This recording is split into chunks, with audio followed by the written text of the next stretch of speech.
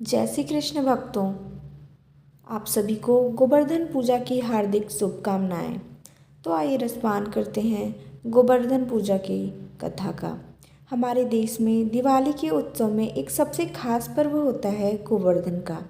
इस दिन मुख्य रूप से गोबर से बने गोवर्धन पर्वत की पूजा की जाती है और घर की समृद्धि का आशीष मांगा जाता है। ऐसी मान्यता है कि गोबर से पर्वत बनाकर घर की सभी समस्याओं का निवारण करता है और सुख समृद्धि का प्रतीक होता है। यह पर्व आमतौर पर दिवाली के अगले दिन यानी कि कार्तिक महीने के शुक्ल पक्ष की प्रतिपदा को मनाया जाता है। वैसे तो इस त्यौहार को मनाने के पीछे कई कारण जुड़े हैं, लेकिन इसका इतिहास श्री कृष्ण की कथाओं से संबंधित है। ऐसी मान्यता है कि गोवर्धन के दिन पूजा की पूर्ण विधि के साथ इसकी कथा पढ़नी भी अनिवार्य है। मान्यता यह भी है कि इस कथा के बिना पूजा का पूर्ण फल नहीं मिलता। तो आइए सुनते हैं गोवर्धन पूजा की पूर्ण व्रत कथा। गोवर्धन पूजा की पौराणिक कथा के अनुसार द्वापर युग में एक बार देवराज इंद्र को अपने ऊपर अभिमान हो गया था। इंद्र का अभिमान चूर करने के लिए भगवान श्री कृष्ण ने एक अद्भुत लीला रची। श्री कृष्ण ने देखा कि एक दिन सभी ब्रजवासी उत्तम पकवान बना रहे थे और किसी पूजा की तैयारी में व्यस्त थे। इसे देखते हुए कृष्ण जी ने माता यशोदा से पूछा कि यह किस बात की तैयारी हो रही है। कृष्ण की बातें सुनकर यशोदा माता ने बताया कि इंद्रदेव की सभी ग्रामवासी पूजा करते हैं, जिससे गांव में ठीक से वर्षा होती रहे और कभी भी फसल खराब न हो और अन्न धन बना रहे। उस समय लोग इंद्रदेव को प्रसन्न करने के लिए अन्नकूट चढ़ाते थे। यशोदा मैया ने कृष्ण जी को यह भी बताया कि इंद्रदेव की कृपा से ही अन्न की पैदावार होती है और उनसे गायों को चारा मिलता है। इस बात पर श्री कृष्ण ने कहा कि फिर इंद्रदेव की जगह गोवर्धन पर्वत की पूजा होनी चाहिए, क्योंकि गायों को चारा वहीं से मिलता है। इंद्रदेव तो कभी प्रसन्न नहीं होते हैं और न ही दर्शन देते हैं। इस बात पर ब्रज के लोग इंद्रदेव की जगह गोवर्धन पर्वत की पूजा करने लगे। यह देखकर इंद्रदेव क्रोधित हुए और उन्होंने मूसलाधार वर्षा शुरू कर दी।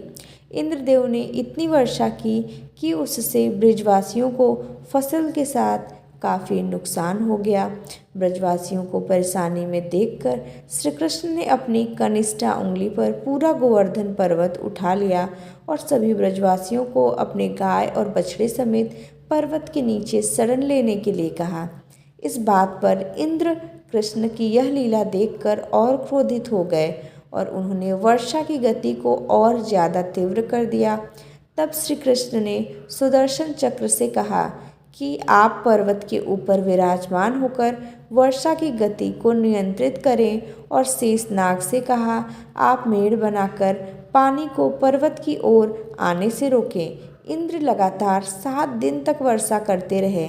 तब ब्रह्मा जी ने इंद्र से कहा कि श्री कृष्ण भगवान विष्णु के अवतार हैं और उन्हें कृष्ण जी की पूजा की सलाह दी। ब्रह्मा जी की बात सुनकर इंद्र ने श्री कृष्ण से क्षमा मांगी और उनकी पूजा करके अन्नकूट का 56 तरह का भोग लगाया। तभी से गोवर्धन पर्वत पूजा की जाने लगी और श्री कृष्ण को प्रसाद में 56 भोग चढ़ाया जाने लगा।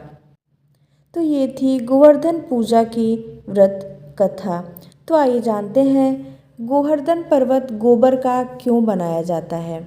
ऐसी मान्यता है कि श्री कृष्ण को गायों से अत्यंत प्रेम था और वो गायों तथा बछड़ों की सेवा किया करते थे।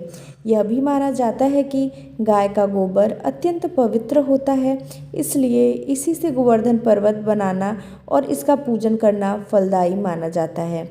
इस दिन गोबर से गोवर्धन पर्वत की आकृति बनाई जाती है और इसके चारों कोनों में करवा की सीकें लगाई जाती हैं। इसके भीतर कई अन्य आकृतियाँ भी बनाई जाती हैं और इसकी पूजा की जाती है। ऐसा माना जाता है कि इस दिन जो भी गोवर्धन की इस कथा का पाठ करता है और श्रद्धापूर्वक गाय के गोबर से बने पर्वत की पूजा करता है, उसकी सभी मनोकामनाओं की पूर्ति होती है। तो ये थी गोवर्धन पूजा की कथा और संपूर्ण जानकारी। जय श्री कृष्ण।